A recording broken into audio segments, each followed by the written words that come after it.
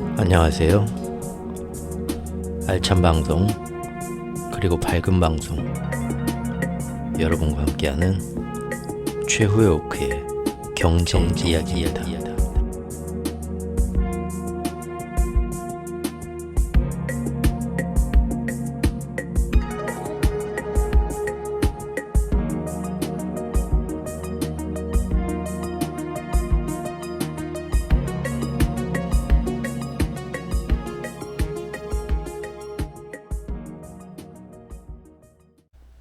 또다시 바이든 행정부 방어 차원에서 국채 발행 조절에 나선 미국 재무부입니다.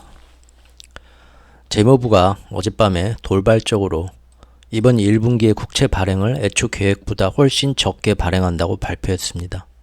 지난 10월에 나왔었던 국채 발행의 향후 계획을 완전히 뒤집은 것입니다. 특히 이번 1분기 말고 다음 2분기에 발행할 양 역시도 아주 파격적으로 훨씬 더 줄이겠다고 발표했습니다. 지금 발표로는 믿기 힘든데 평소 발행량의 4분의 1 규모로까지 축소하겠다고 합니다. 그야말로 파격을 떠나 충격적인 아무도 예상 못했던 소식입니다. 곧 조만간 몇 달 안에 나라 살림 예산을 4분의 1로 축소시키겠다는 겁니다. 대단하죠? 어제 기사의 일부입니다.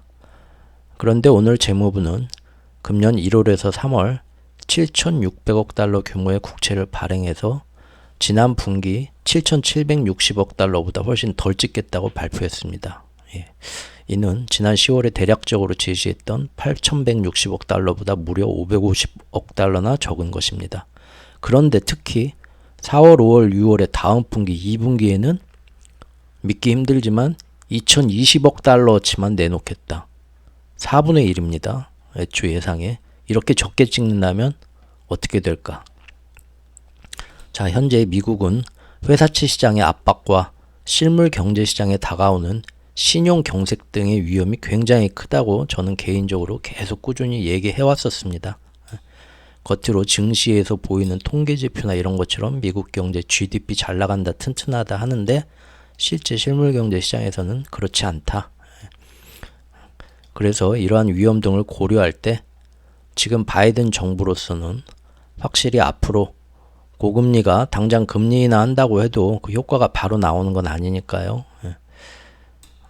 앞으로 확실히 미국의 국채 금리가 또 슬슬 또 오르게 되면, 급하게 오르게 되면 그 고금리로 인해서 미국 경제도 선거 전에 부작용이 생길 가능성을 아주 높게 보고 있다고 제가 말씀드렸습니다. 그래서 지금 보니까 국채 발행량을 아주 파격적으로 줄임으로써 국제 공급을 줄이겠다는 건데 그 말은 앞으로 오게 될 혹시 모를 해외 수요의 부족, 국채에 대한 즉 아니 뭐 미국 재무부가 국채 물량이 계속 이렇게 더 많이 나오니까 더 높은 금리를 받고 싶은데 우리는 더 높은 금리를 줄 때까지 채권을 사지 말고 좀 팔아야겠다는 그런 채권 시장의 투기적 세력들 이게 채권 자경단이라고 좋은 말로 자기들끼리는 그렇게 얘기하지만 사실은 투기 세력이죠.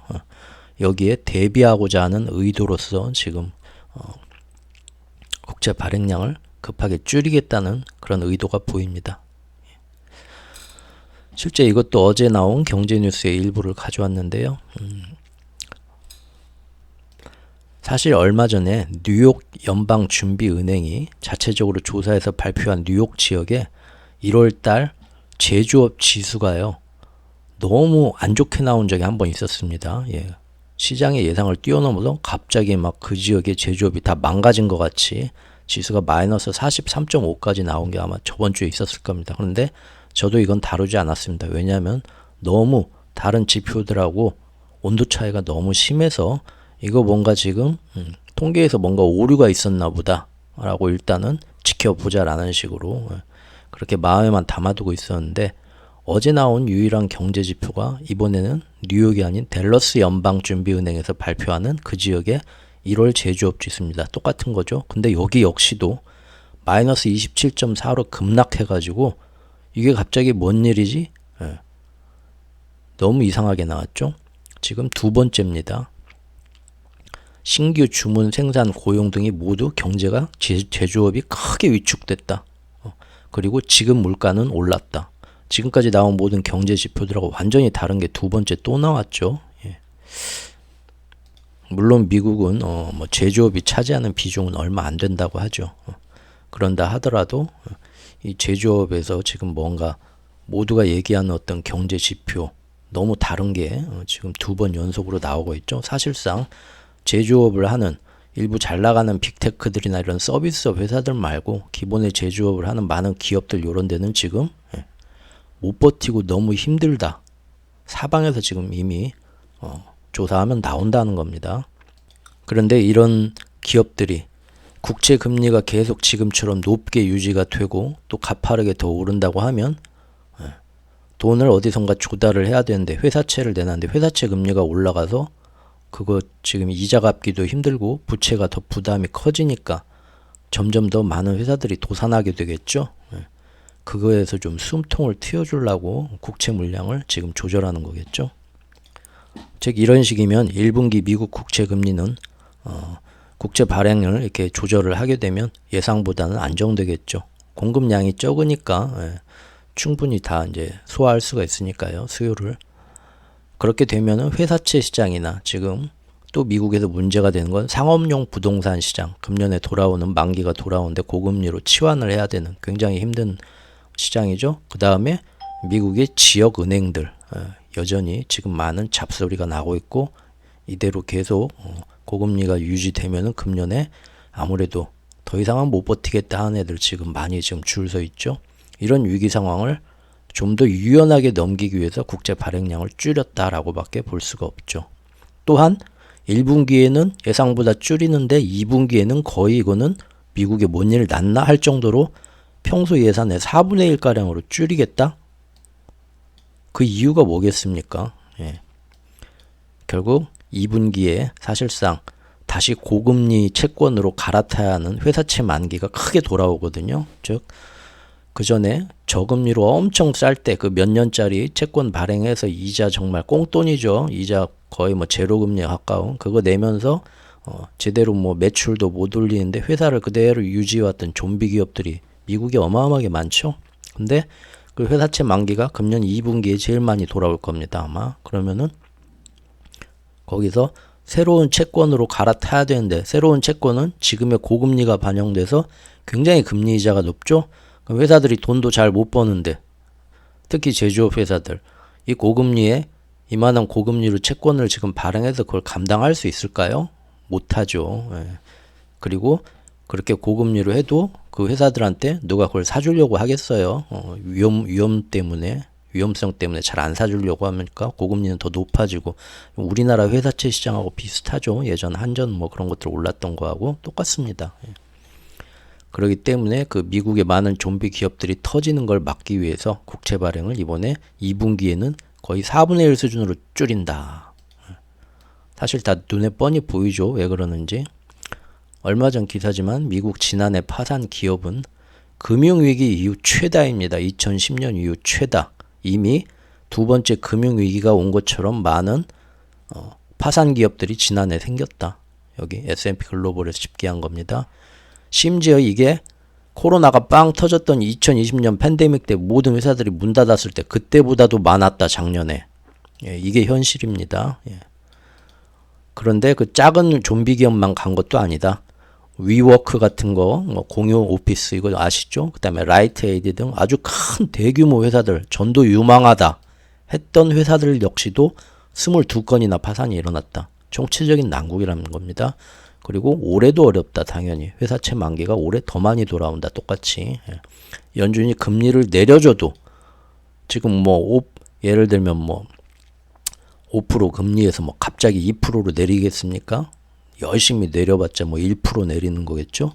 그 정도 내린다 해도 여전히 큰 부담이다. 큰일이다 라는 겁니다. 회색 코뿔소죠. 그래서 지금 작년부터 미 국채가 떨어지도록 파월과 옐런이 나와서 여러 가지 얘기를 해주고 오늘처럼 또 국채금리 이렇게 또 국채 발행 줄여줄 거다 말하면 시장에서는 앞으로 상황이 좋아지겠네 하면 투자에 굉장히 경계하고 몸살이던 돈들도 앞으로 좋아지니까 지금 어떻게 좀 할 수 있겠네 하고 좀 더 과감하게 돈이 유동성이 돌게 되죠.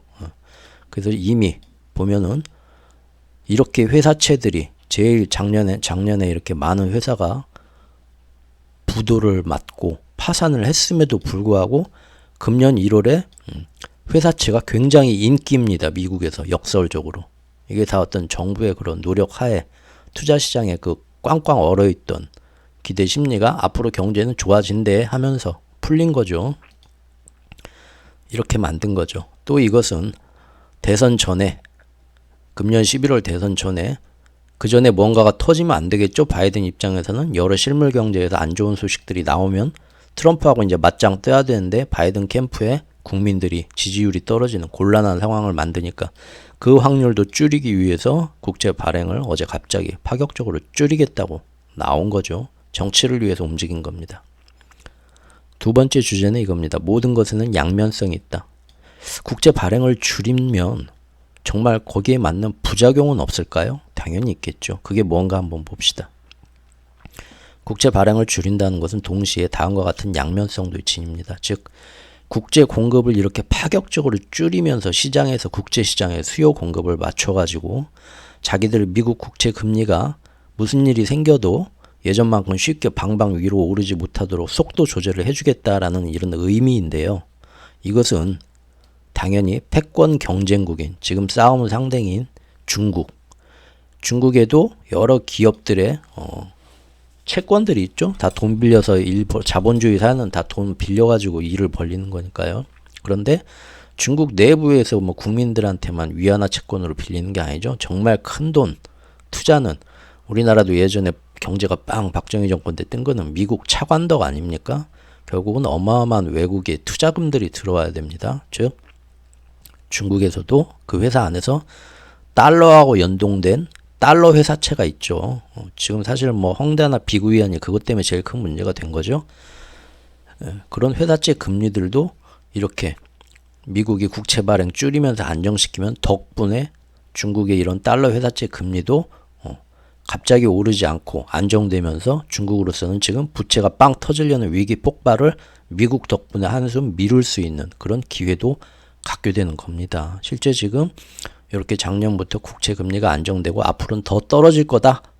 그런 전망들을 갖게 되니까 지금 1월 달에 미국 회사채도 갑자기 인기가 좋아졌지만 그것보다도 그동안 고금리 강달러에서 죽어간다 미쳐간다 했던 신흥국들 채권에 지금 어마어마한 돈들이 글로벌 투자 자금이 다 빨려 들어가고 있습니다. 이제 니네 살아난다. 미국이 저렇게 나오니까. 그래서 신흥국 채권이 인기인 거죠. 그러면은 지금 중국 곧 망하겠네 하고 중국에 안 들어가던 돈도 지금 들어가면 바닥에서 좀 재미 좀 볼 수 있겠는데 하고 다시 중국으로 돈이 들어갈 수도 있다는 거죠. 근데 미국이 이런 거를 원하는 건 아니잖아요.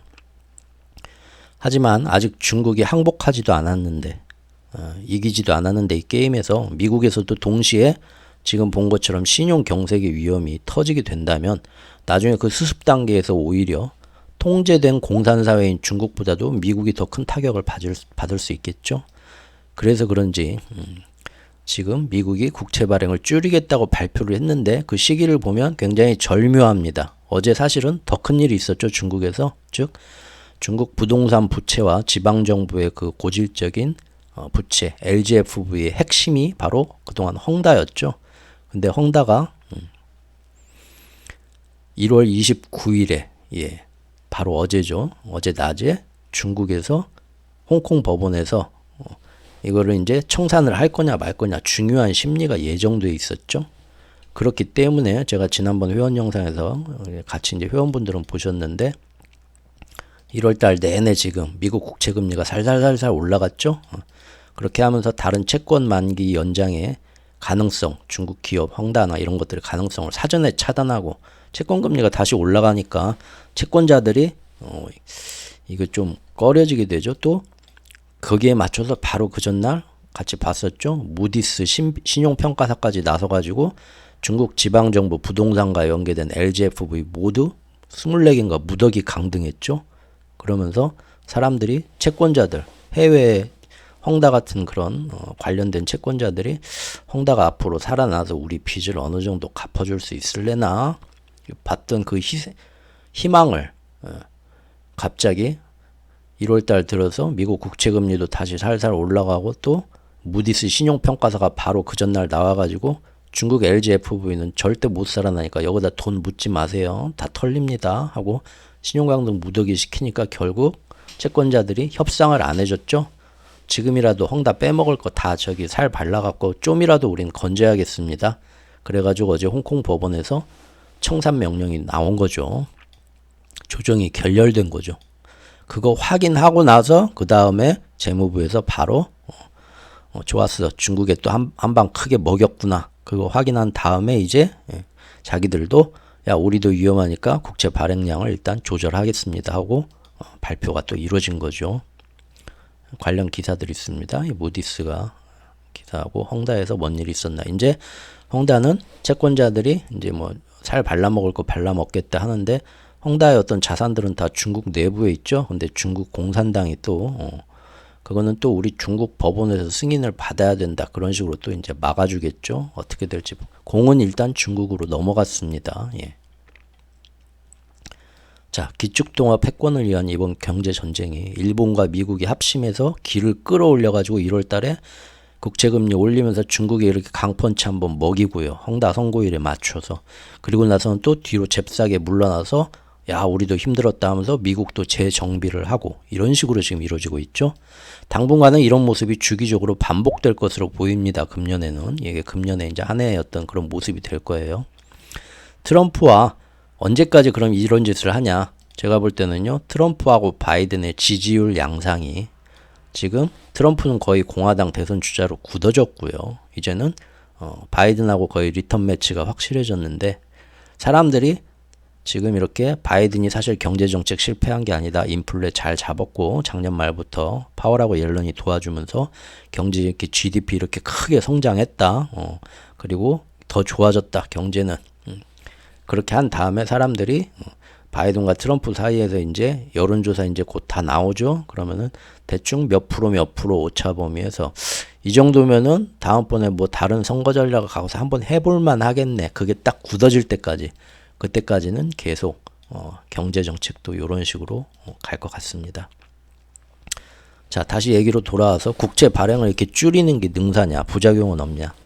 국채 발행을 줄이게 되면요, 미국 재정 부양책이 작년처럼 크게 일어날 수가 없습니다. 당연하겠죠. 작년 한 해 바이든은 IRA 감축법이란 뭐 이상한 거 내놔가지고 해외에 많은 공장들 미국에다 다 지어라 다 끌어들였죠. 그리고 거기에다가 자기를 지지하는 민주당 지지자들을 위한 여러 가지 뭐 저기 감세 정책이나 뭐 여러 가지 뭐 지원책, 포퓰리즘 정책까지 합쳐지면서 결국은 돈을 어마어마하게 풀었죠. 미국에. 결국은 모두가 침체를 예상했던 미국 경제의 한 해를 오히려 미국 경제가 폭발적으로 GDP가 성장하는 그런 걸로 지금 바꿔놔 버렸습니다. 돈을 아주 뭐 밑빠진 항아리에 돈을 엄청나게 푼 거죠. 그래서 국채 발행, 적자 발행이 엄청나게 늘어난 거고요. 사실 지난 저기 뭐 3분기, 4분기 GDP 매번 나올 때마다 어떻게 이렇게 GDP가 잘 나왔나 안에를 뜯어 보면은 소비자들의 소비 지출이 예상보다도 계속 대단한 수치로 나오고 바이든이 계속 돈을 풀어주니까요. 또한 정부의 재정책으로 인한 정부 지출이 그 다음으로 아주 큰 비율을 매번 차지했었죠. 얼마 전 4분기 GDP도 그랬고요. 즉 정부가 정부 재정 정책으로 돈을 풀고 여기저기 공공사업을 일으켜가지고 GDP 성장률을 억지로 끌어올린 겁니다. 이거는 부정할 수 없는 사실로 다 이미 확인이 됐고요. 그런데 이제 금년에는 국채를 적게 발행한 만큼 예산 부족이죠. 그러면 더 이상 예산이 없으니까 작년과 같은 정부 주도의 GDP 성장은 힘들다 이겁니다. 또 어차피 금년에는 선거 때문에 공화당에서 민주당이 돈 풀어서 뭐 하려고 할 때마다 발목 잡겠죠. 그 꼴은 못 봐주겠다 하고 그렇게 예상이 되니까 제가 볼 때 이쪽에는 일찌감치 욕심을 버리고 지금 포기한 것 같습니다. 상반기에는. 그러면 어떻게 되냐. 시장이 국채 금리가 안정되면서 많은 좀비 기업들의 숨통은 트이겠지만 동시에 작년처럼 뜨거운 소비가 나타나거나 아니면 정부가 여기저기 돈을 풀어서 관공사업을 일으킬 여력은 약해진다는 거죠. 돈이 없으니까요. 즉 이것이 기업 부채에 대한 이자 비용을 낮추기도 하겠지만 동시에 나라에서 이렇게 예산을 적게 들이고 돈을 안 풀어주게 되면요. 기업 매출도 약해지게 만듭니다. 당연히. 사실상 그러면 미국 경제는 지금 기대하는 노랜딩까지는 아니고 침체는 아니더라도 사실 경제가 정체에 빠질 확률을 높이게 된다는 거죠. 국제 발행을 줄이고 예산이 없으면 그 나라 경제도 정체에 빠지는 거죠. 즉 위기 발생 확률은 낮춰주겠지만 사실상 별 재미없는 시장이 될 확률도 높아진다는 겁니다. 이대로라면 이제 미국 경제는 나라의 도움 없이 이제 순전히 기업들과 가게들이 자력으로 자기들끼리 성장해야만 합니다. 뭐 물론 예전 무한 경쟁의 사회평등의 세계화 국제 무역 시대라면 이런 얘기가 뭐 당연히 그래야지 별 거부감 없는 얘기일 수 있지만 지금은 세상이 틀려졌죠. 달라졌죠. 지금은 전 세계가 딥커플링, 그 다음에 국수주의, 보호 무역주의로 돌아서 가지고 어느 나라든 다 자국에 다 지원하고 지원금 내고 보조금 내고 세금 혜택 주면서 경쟁적으로 불공정 경쟁을 하고 있죠. 그래서 자기 나라에서 이렇게 국채 발행 줄이면서 지원을 안 해주면 금방 다른 나라한테 밀리는 상황에서 그랬죠. 실제 작년에도 유럽에 있던 공장들이 유럽에 지으려다 미국으로 다 갔던 것이 미국이 그만큼 나라에서 돈 더 풀어가지고 더 좋은 혜택 주겠다고 끌고 가서 유혹했으니까 그리 가져간 거였죠. 우리나라 뭐 삼성 뺏긴 건 말할 것도 없고요. 그런데 이제 금년에는 그게 안 된다는 겁니다. 그리고 솔직히 2분기에 국채 발행을 지금 4분의 1 수준으로 2025억 수준으로 줄이겠다고 하는데 이게 정말 얼마만큼 현실성이 있는가도 솔직히 당장은 잘 와닿지가 않습니다. 왜냐하면 아니 재정 적자 부채를 줄이기 위해서 단순히 국채 발행을 이렇게 줄이기만 해서 모든 게 만사가 해결된다면 왜 지금까지는 작년에 그렇게 욕먹으면서도 그렇게 안 해왔는데요. 그렇게 했으면 됐잖아요. 국채 발행 줄였으면 됐잖아요. 작년에도. 이건 누가 봐도 선거 전에 포퓰리즘이죠. 전 세계가 금년엔 다 똑같습니다. 선거 앞두고 미국도 우리가 했던 짓 지금 하는 겁니다. 사실 국채 발행을 줄인다는 것은 그만큼 재정에 있어서 허리띠 쫄라매고 정부가 재정 긴축을 단행한다는 거죠. 완전 절약 모드 진입하는 거죠. 그러면은 그걸로 과연 지금 돈이 사실 엄청나게 들어가야 할 미국의 나라 살림이 가능할지 잘 가늠이 안 됩니다. 아마 지금도 미국 정부는 아마가 아니라 이미죠. 이미 지금도 미국 정부는 온 세상 사람들이 다 아는 것처럼 기록적인 재정 적자 상태인데 말입니다. 근데 국채 예산을 줄인다? 이렇게 생각하시면 됩니다. 여러분은 매달 생활비가 지금 어마어마하게 적자가 나고 있다고 해봅시다. 그런데 당장 이번 달 월급을 4분의 1로 줄이겠대요. 그러면 여러분 재정 상태가 나아지는 겁니까? 아니죠. 예.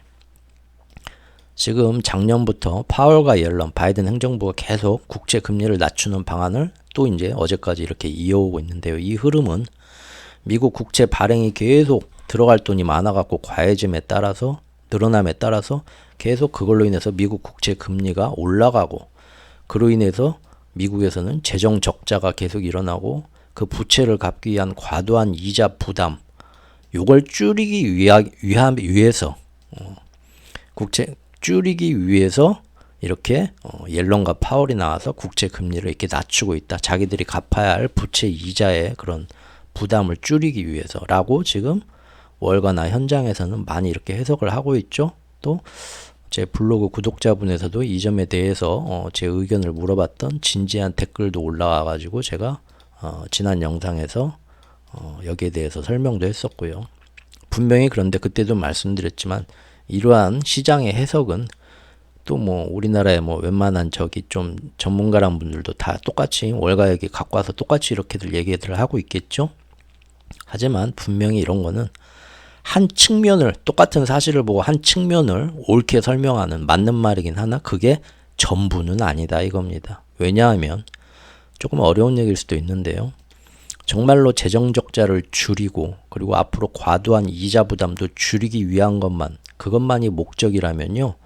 어제 한 것처럼 이렇게 단순히 국채 발행량을 줄이겠다는 방법은요. 정말로 뭘 모르는 경제 하나도 모르는 대통령이 앞에 나와서 무식한 방법 쓰는 것처럼 단순 무식한 방법이기 때문입니다. 왜 그런지 보죠. 이것은 당장 국채 금리가 더 높아질 가능성을 줄임으로써 앞으로 재무부가 국채 발행을 하면서 갚아야 할 이자 금리도 낮추고 갚아야 할 재정 적자에 총량, 빚이 늘어나는 증가 속도도 줄여보겠다라는 것인데요. 그렇게 해봤자 당장의 이 적자가 확장되는 속도는 줄어들더라도요. 어차피 시간이 갈수록 한 달, 두 달 갈수록 미국 적자, 즉 앞으로 갚아야 할 빚은 계속 늘어나는 건 당연한 사실이죠. 정말로 이 빚이 늘어나는 재정 적자와 부채가 걱정이 된다면 빚이 늘어나는 속도를 줄이려고 할 게 아니라 어디선가 열심히 돈을 그만큼 더 벌어서 이 빚을 빨리 갚아야 할 생각을 하는 게 맞죠. 개인이나 나라나 똑같습니다. 그게 방법입니다.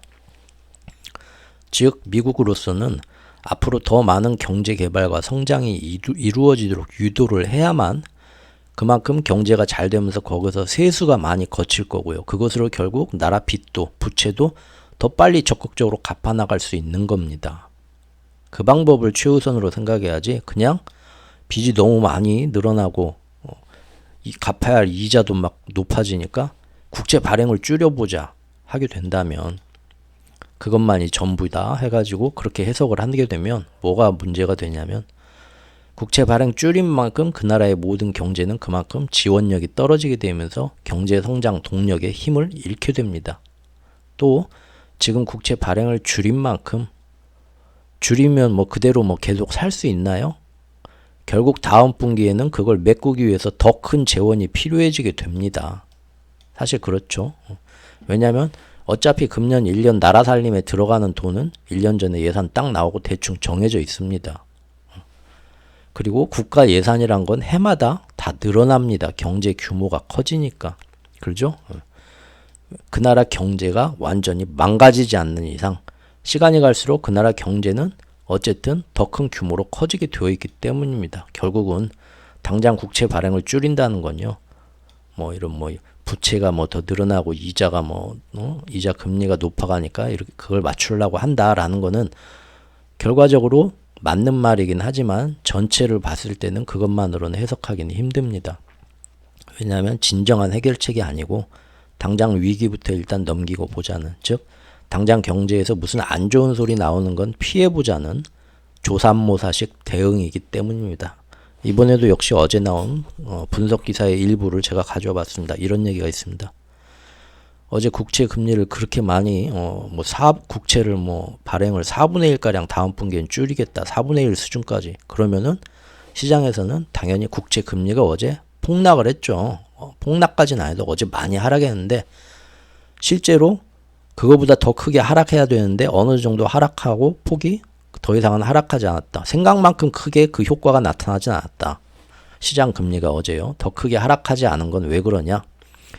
지금 같은 기록적인 재정 적자 속에서 어떻게 재무부가 국채 발행을 늘리지 않고 예산을 그럼 나라 살림 어떻게 하게 이게 가능한 거야? 의문이 제기된 겁니다. 자기들이 생각해도 이 방법이 맞아? 조삼모사죠. 결국은 뒤에 가서 그거 메꾼이라고 더 많은 국채가 필요할 텐데 또 지금 줄인다 해도 어차피 일시적이다 이거죠. 그 말입니다. 여기 제가 얘기하는 것보다 이 미국의 영어 쓰는 똑똑한 권위 있는 분이 얘기하면 더 설득력이 있죠. 이런 얘기를 했습니다. 재무부가 기록적인 적자를 얼마나 오랫동안 감당할 수 있을까라고 반문했습니다. 재무부는 가끔 잘못된 추정을 내놓으면서 거기에 따른 위험부담도 없다. 사실 작년에도 틀렸고 결국은 세수가 더 감소한다. 그래서 앞으로 더 많이 국채 발행이 필요해질 거다. 그러면 그때 가서 내가 틀렸네 하고 그렇게 뒤집으면 되는 일이다. 같은 맥락의 얘기입니다. 예. 즉 쉽게 좀 어려운 얘기라서 경제 이런 데에 관심을 크게 가지지 않으셨던 분들 이해하기 쉽게 제가 한번 또 예를 들어보겠습니다. 지금 감당할 수 없는 큰 막 10억 빚을 진 회사원이 있다고 해봅시다. 그럼 회사원이 당장 대출금리가 싼 걸로 일부 갈아타고 그리고 달마다 갚아야 할 원리금 한 달에 지금 400, 500씩 내야 되는데 빚 갚으러 이것도 이거 10년 만기 대출인데요. 여러분이 50년 만기 대출로 갈아타시면 저희가 한 달에 내야 되는 돈 150만 원으로 줄여드릴게요. 하면은 좋습니다. 이렇게 부담을 그렇게 갈아타가지고 대출을 장기 대출로 부담을 줄인다고 해봅시다. 이게 지금 미국 재무부와 옐런과 파월이 작년부터 국채금리 낮추고 또 어제 국채 발행량 계획을 줄이고 이렇게 하면서 시중의 국채 금리를 안정되게 유도해 가는 거죠. 이런 방법이긴 하지만 이게 해결책이냐 보자는 거죠. 아니죠. 이 회사원이 이 10억 빚을 갚으려면 이거를 30년짜리 더 높은 이자를 어차피 결국은 내게 되는, 그래서 30년 동안 내는 돈 계산해 보면 결국은 앞으로 10년 동안 갚아야 할 돈보다 더 많은 돈을 갚는 거죠. 사실은 더 많은 부채를. 근데 당장 앞으로 조금 생활비가 좀 퍽퍽한 거를 좀 피해보자. 그런 욕심에서 대출을 가락하는 건데 결국 이 빚을 갚으려면 그 30년 동안 갚아야 되는 게 아니라 어떻게 해야겠습니까? 최대한 빨리 갚아야겠죠. 빚에서 벗어나야 되죠. 그러려면 어떻게 해야겠나요? 더 큰 사업을 벌려서 내가 성공할 방법을 자꾸 모색하거나 또는 회사 안에서 더 높은 연봉으로 승진할 가능성을 키우기 위한 노력을 계속 해야겠죠. 그런 노력을 하지 않으면 아무 소용이 없고 오히려 지금 당장 장기 대출로 갈아타도 시간이 갈수록 빚은 계속 더 쌓여가지고 앞으로 파산할 가능성은 시한폭탄처럼 더 커지기만 할 뿐이겠죠. 나라도 똑같다는 겁니다. 개인하고. 그래서 지금 중국이 부채 폭탄을 앞두고도 계속 지금까지 5연속 기준금리 동결하는 거 아닙니까? 물론 뭐 지준율 인하하고 뭐 하고 막 여러 가지 뭐 땜빵 작업은 내놓지만 진짜 큰 뭔가는 안 내놓잖아요. 계속 최대한 허리띠 쫄라매는 식으로 버티고 있죠. 우리나라도 마찬가지죠. 우리는 8연속 동결했습니다. 지금. 예. 매번 월가의 경제학자들이 중국에 대해서 뭐라고 합니까? 기사들을 보시면 너희들 그렇게 뭐 지금 기준금리 동결하면서 어떻게든 뭐 허리띠 쫄라매고 버틸라고 하는데 그런다고 해서 아무것도 해결되지 않는다. 그것은 수동적으로 세계 모든 경제가 언젠가 다시 좋아져서 우리 중국도 그 혜택을 받게 되겠지. 그때만 참고 기다려보자 하는 굉장히 소극적이고 피동적인 기다림이고 지금 국제 정세를 보면 미중 갈등 심해지는데 그럴 일은 굉장히 유연해 보인다. 마치 가뭄에 폭우를 기다리면서 기우제만 지내는 것처럼. 어떻게 해서든 정말로 이 난관을 벗어나고 싶으면 니네 중국이 스스로 능동적으로 다시 예전처럼 돈을 잘 벌고 수출이 잘 되는 중국 경제로 어떻게든 돌아가야 되고 그러기 위해서는 지금 오히려 중국이 정부가 더 재정 부양을 하고 공격적으로 돈을 풀어서 사업을 확정시켜야 되는 때이다. 그러지 않으면 결국 당장의 위기는 시간 연장을 하며 넘기는 것 같지만 결국 장기적인 디플레로 빠지고 보다 더 큰 부채를 맞이하게 될 것이다 라고 맨날 경고하면서 기준금리 내려라 돈 풀어라 막 옆에서 옆구리 찌르고 있죠. 경제적으로 경제 논리로 보면 이게 맞는 말입니다. 그런데 사실은 중국이 똑똑하고 영리해서 그렇게 안 하고 고집피죠. 왜냐하면 경제적 논리로는 이게 맞는 말이지만 지금 달러가 전 세계를 지배하는 달러 기축통화 체제에서는 그런 허점을 보이는 순간 미국이 옳다구나 하고 고삐 다시 한번 땡기고 다시 한번 강펀치 날리면 그때는 정말 가드가 내려간 무방비 상태이기 때문에 중국 경제가 정말 KO 당할 수도 있고 중국이 그걸 경계하기 때문에 지금 버티는 거죠. 예.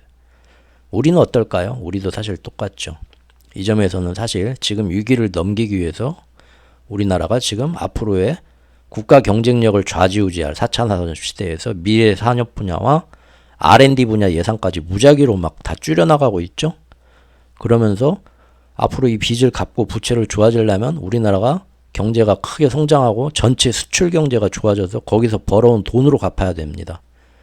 그런데 지금 같은 상황에서 전 세계가 첨예하게 대립하는 상황에서 갈면서 여기서 우리나라 수출 경제가 좋아지려면 사실상 외교나 정치, 정부 지원 등이 다 복합돼 가지고 이 진영 논리에서 잘 줄타기를 하면서 인도나 이런 나라처럼 이쪽에서도 돈 벌고 저쪽에서도 돈 벌고 하는 그런 방향으로 사실은 가는 게 맞죠. 그런데 지금 완전히 거기는 손 놓아버렸죠. 그래서 지금 중국 경제에 중국에 수출하는 가장 큰 시장 완전히 날라갔고요. 그 다음에 일본이 처음으로 우리나라를 앞섰죠. 이번에 우리나라 1.4% 성장밖에 못했고요. 지난 분기. 그러면은 우리나라 경제도 결국은 무슨 얘기인지 아시겠죠?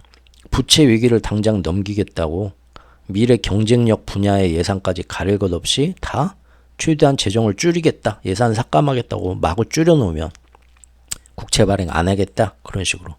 그러면은 당장 국민에게 보여주는 가계부는 나 돈 이만큼밖에 안 썼어. 야, 좋지? 하고 그렇게 얘기할 수는 있겠지만 우리나라 미래 국가 경쟁력은 더 줄어들어가고 더 팍팍하고 돈 벌기 힘든 미래를 가져오게 된다 이겁니다. 그렇죠?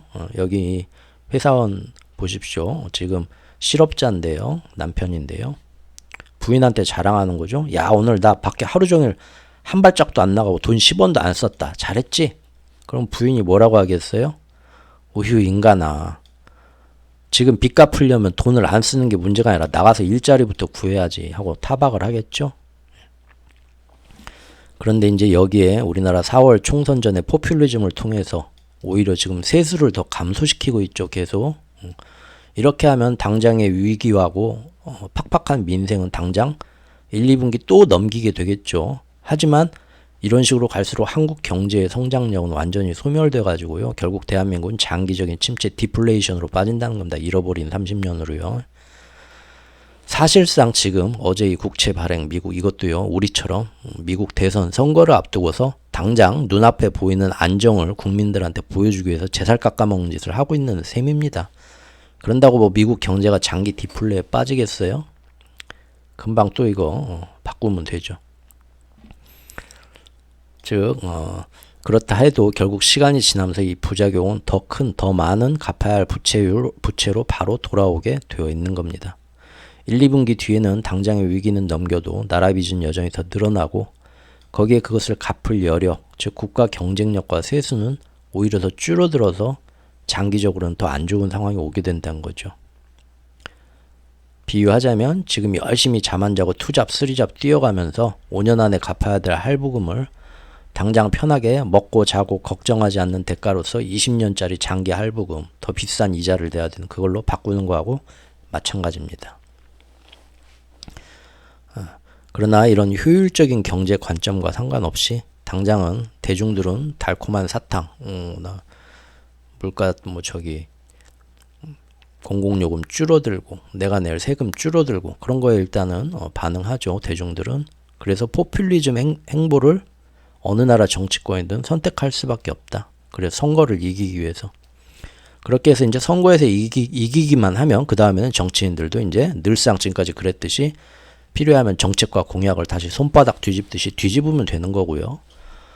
또한 만약 선거 전에 어쩔 수 없이 이러한 상황을 다시 바꿔야 되는 그런 때가 온다면 그때는 또 그만한 일을 자기들 어떤 정책 실패가 아닌 다른 외부의 원인으로 돌릴 수 있는 그런 일들을 인위적으로 터뜨리면 되는 겁니다. 이것이 바로 어쩔 수 없는 적의 도발에 의한 이념의 경색, 그로 인해 닥칠 경제의 희생마저도 긍정적으로 감당해내야만 하는 바로 전쟁이란 위협이고요. 우리로서 얘기하자면 북풍입니다. 즉 우리 모두의 시스템 전체가 다 위협받을 수 있다는 크나큰 위협에 대한 사람들의 막연한 두려움을 이용해서 그래서 당장의 어떤 부조리도 감수하고 받아들여야 한다는 아주 전체 인류사를 통틀어서 아주 끊임없이 매번 잘 먹혀들었던 그래서 기득권층들이 항상 즐겨 이용해왔던 방식인 겁니다.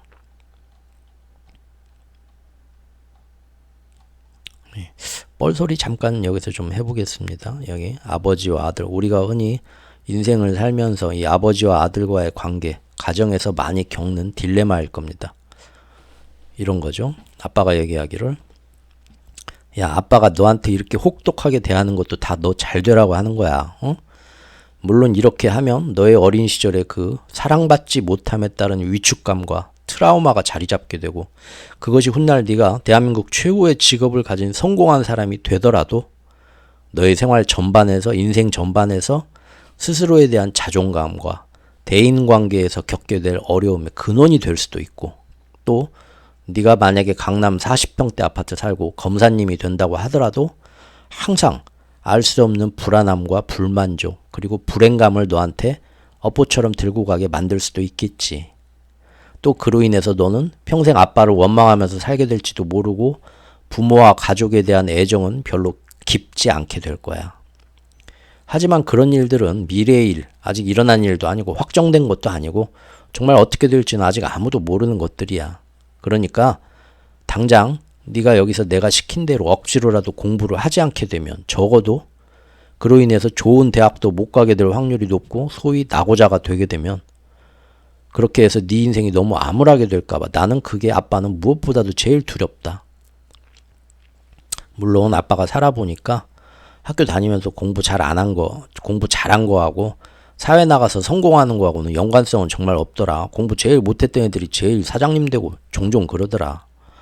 그래도 확실히 일단 좋은 대학 가면 사회 나가서 좋은 직업을 가지게 될 확률은 높아진다고들 다들 그러잖아. 즉 지금 공부 네가 1등 하지 않으면 만에 하나 혹시라도 나중에 네가 실패한 인생을 살게 될까 하는 그 막연한 두려움. 아빠는 이것 때문에 잠을 못 잔단다. 사실 어떻게 될지는 누구도 알 수 없고 또 실제 나이 들어서 내가 사회를 살펴보니까 일부 특권층들 정말 상위 1%들 서로 이렇게 부가 대물림되는 권력이나 그런 게 대물림되는 상황이 아니면 사실 뭐 공부하고 뭐 이런 거하고는 중요한 상관관계도 없는 것 같은데 그래도 아직까지 사회에서 보면 모두가 그렇다고 하니까 다들 그렇게 얘기를 하니까 아빠도 거기서 마음이 벗어날 수가 없어. 응? 그래 인정한다. 바로 두려움이야. 그 두려움이 너무 커서 지금 아빠는 나도 사실 너만 했을 때 할아버지한테 그 받고 느꼈던 그 억압감, 스트레스가 결국 나이 들어서 나도 할아버지하고 사이가 나빴고 그래서 지금 아빠는 대기업 부장님으로 지금 강남에서 사는 모두가 부러워하는 성공한 모든 환경을 가지고 있지만 아빠도 사실 행복하지가 않아. 끊임없이 스스로를 불행하다고 느끼게 만든 이런 감정의 원천이 결국 어렸을 때 아버지와 그런 관계가 아닐까. 아버지가 나를 억누르고 강압적으로 뭔가를 했던 그런 게 아닐까. 나도 사실 고민도 많이 해봤었단다.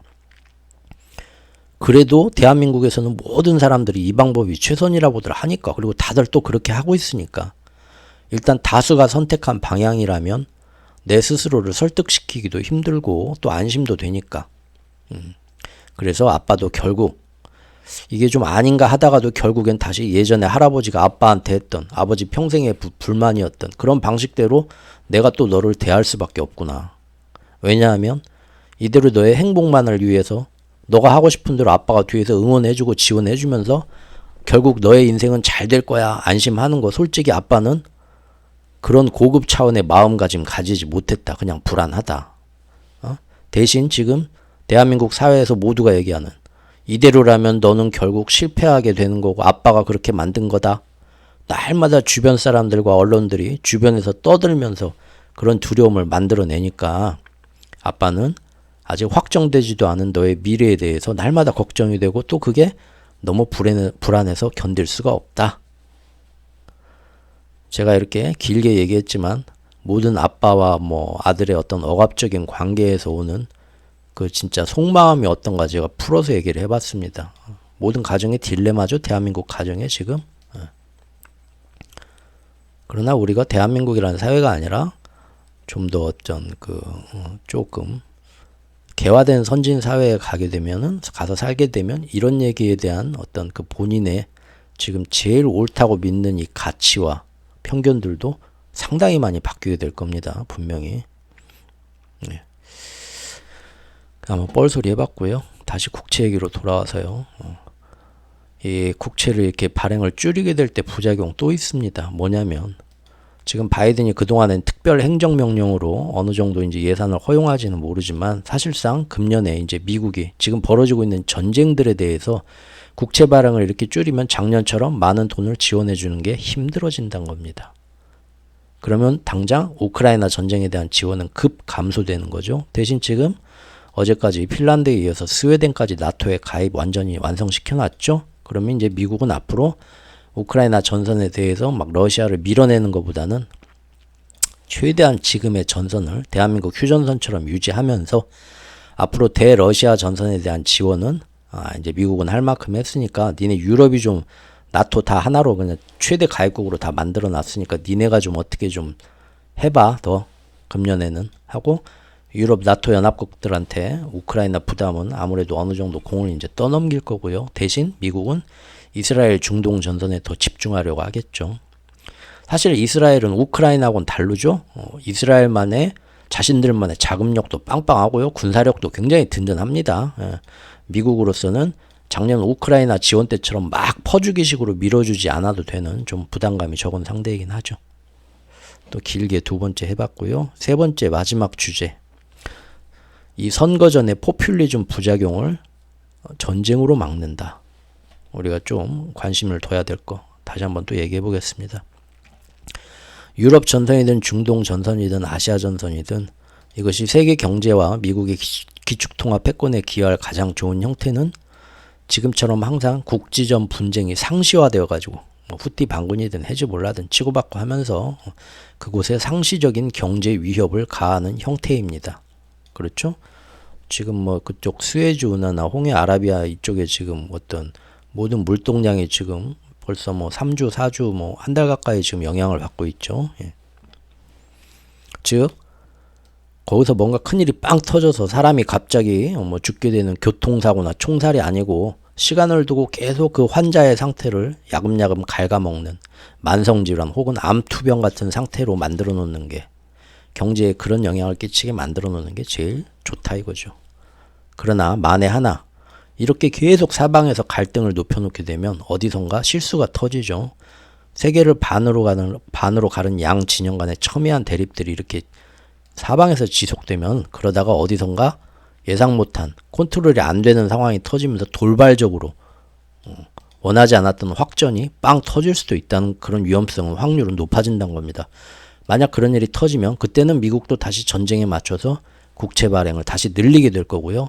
시장도 혼란에 빠지게 되겠죠. 예. 엊그제까지 지금 저번 대만 선거 끝나고 나서 제가 말씀드린 대로 지금 일주일, 2주일 사이에 지금 상황이 확 변한 거 다들 이제 체감하시죠? 아주 둔감한 분 아니면 무슨 얘기냐면 북한의 서해 남해 미사일 도발이 대만 선거 이후로 더 과감해지고 하루가 다르게 지금 뭐 2, 3일에 한 번씩 오늘 제가 아까 아직 뉴스 다 못 봤는데 오늘 또 뭔가 또 날린 것 같대요. 지금 느끼시죠? 그리고 지금 엊그저께 쏜 거는 잠수함에서 몰래 무리로 볼록 나와서 거기서 발사할 수 있는 탄도미사일이고 거기에 핵탄두가 결합이 가능한 거라고 하죠. 예. 그러면 이거 아무리 미국, 일본이 와서 지켜줘도 북한 거 다 못 막는다는 얘기입니다. 전술핵 같은 거는요. 그게 지금 거의 지금 확인이 되고 있는 것 같아요. 근데 이게 지금 날마다 너무하죠, 지금? 하루 이틀 사이로. 이거 좀 심각하죠, 지금? 확실히 달라졌죠? 그런데 지금 보면은 대만 선거 이후로 지금 대만 해협을 둘러싸고 역시 예상한 것처럼 며칠 지나지도 않았는데 미국, 중국의 대립은 더 지금 심화되고 있죠? 거기 지금 난리 났죠? 어제 뭐 중국 전투기 33개인가 뜨고 뭐 지금 뭐 군함 뭐 몇 척에 난리가 났죠? 그래서 지금 보면은 바로 엊그저께 또 뭔 일이 있었냐면 주한미군이 훈련을 하는데 전투기가 타이완 코앞까지 가서 거기서 신속 급유를 딱 다시 받아갖고 또 작전지역으로 뜨는 훈련을 바로 며칠 전에 했습니다. 이게 뭐냐면 우리나라 지키려는 훈련이 아니죠. 주한미군이 타이완 해협, 대만 해협에서 뭔 일이 일어났을 때 그 지역에서 작전을 수행하기 위해서 거기까지 날아간 다음에 그 앞에서 바로 일본 센카쿠 열도나 이런 데 날아서 다시 석유 연료 보충하고 다시 대만 해협에서 뭔 작전을 수행하려는, 즉 주한미군이 대한민국을 지키려는 게 아니라 대만 해협을 지키기 위해서 훈련을 지금 하기 시작했다 이겁니다. 이번 주 들어서. 이게 무슨 의미일까요? 보이스 오브 아메리카 미국 언론에서 기사를 가져왔습니다. 미국의 싱크탱크 이 전쟁 군사 전문 훈련과 백악관하고 관련있는 이런 분들이 지금 미국 방송에 나와서 하는 얘기가 이겁니다. 타이완에서 뭔 일 일어나면 주한미군은 전부 거기다가 올인해야 된다. 거기가 중요하니까. 그러면 대한민국 방어에 허점이 생길 거고 북한이 뭔 도발을 해도 미국이 그거 돌봐주기 힘들다. 미국은 북한이 남침하는 것보다 대만에 대한 중국 위협을 격퇴하는 게 우선이다. 제가 TSMC 얼마나 중요한지 말씀드렸죠.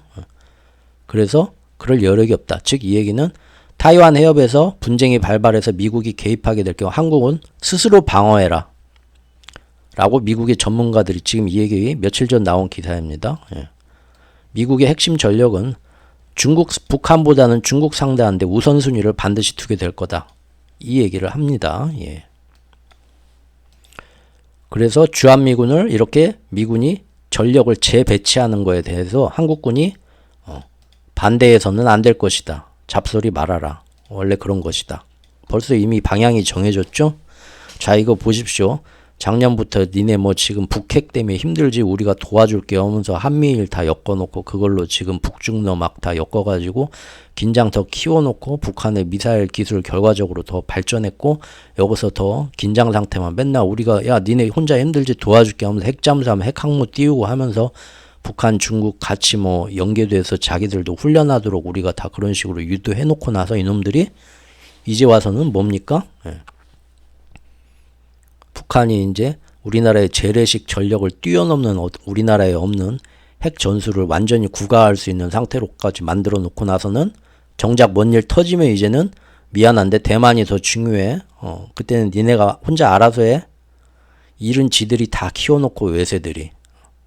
그러고 뭔 일 터지면 이제 우리 보고 알아서 하라고 하죠. 답답하죠. 어쨌든 만에 하나 그렇게 되면 그때는 이제 미국의 선거, 대선 선거전 역시 새로운 국면으로 빠질 겁니다. 경제 그런 문제가 아니죠. 더 이상 지금처럼. 경제 우리가 성공했다, 경제 튼튼하다 그런 거 보여주면서 서로가 선전하는 그런 선거전이 아니란 겁니다.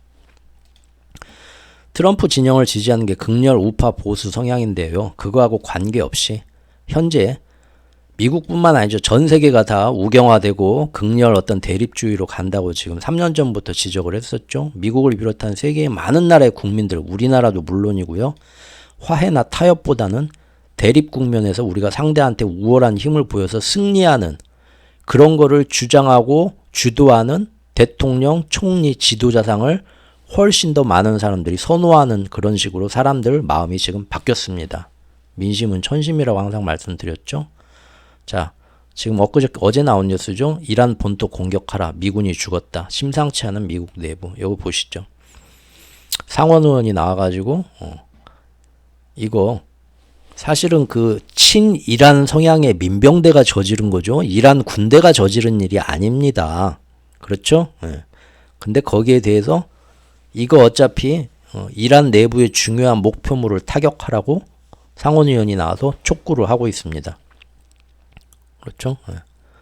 즉 우리나라에서 북한으로 따지면 이거죠. 북한이 우리나라하고 맨날 티격태격 하는데 가만히 보니까 우리나라 뒤에서 이렇게 선동하고 지원해주고 뭐 해구산 해주고 하는 게 미국 놈들이다. 그러니까 뭐 연평도에서 뭔 일 터졌는데 이거 지금 당장 저기 미국 워싱턴 폭격해라 하는 거하고 똑같은 거죠. 그런 식으로 지금. 예. 또 상원 군사위원회 공화당 간사인 또 다른 의원도 이란 목표물과 지도부 직접 겨냥해라. 민병대 뭐 그런 거 다 할 필요 없다. 굉장히 어떤 과격하고 도를 넘어서는 아까 제가 한국과 미국 워싱턴을 폭격하라라는 그런 비유처럼 또 그렇게 안 하면 바이든은 국민이 미국을 통솔할 자격이 없는 겁쟁이임을 보여주는 거다. 이런 도발적인 언행을 하는 의원도 어제 있었습니다. 그런데 공화당의 극렬파 트럼프하고 조금 결이 트럼프는 당연히 똑같은 말 했고요. 걔네들만 얘기하는 게 아니라 미국의 웬만한 당국자들 전부 다 이전과는 다른 차원의 뭔가 대응이 필요하다. 그런 식으로 얘기가 나오고 있고 국민들 역시도 대부분이 굳이 트럼프 지원하는 국민이 아니더라도 몰라 지금 보니까 이 모든 게 다 저 뒤에 나쁜 놈들 악의 축이 있는 건데 더 이상 뭐 이러면 참지 말고 우리가 이란 갖다 먼저 때릴 수도 있는 거지. 그런 공감대가 자꾸 더 형성이 된다는 겁니다. 이란은 당장 뭔 소리냐. 우리는 아무 관계가 없고 그냥 야 우리하고 뭐 저기 좀 친한 나라의 민병대 우리하고 뭐 가치관이나 이런 게 똑같은 그런 민병대가 니네를 공격했다고 그게 우리가 니네를 공격한 거냐? 말이 되냐? 겁먹었죠? 유엔에 나와가지고 절대 우리는 그런 게 아니다. 국제사회에 호소를 했죠.